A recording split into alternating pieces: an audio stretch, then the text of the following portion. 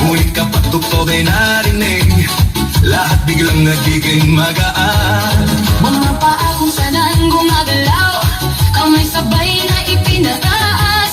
Habang tumatagal ang sayawan, lalong gumagaan ang pakiramdam. Bakit tumba? Ito ang sagot.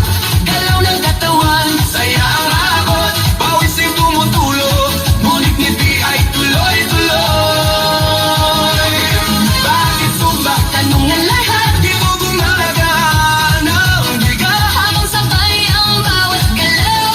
lumalatas ang buong katawan. Ayan! Kapag sama-sama ang grupo, mas nagiging masigla ang galaw.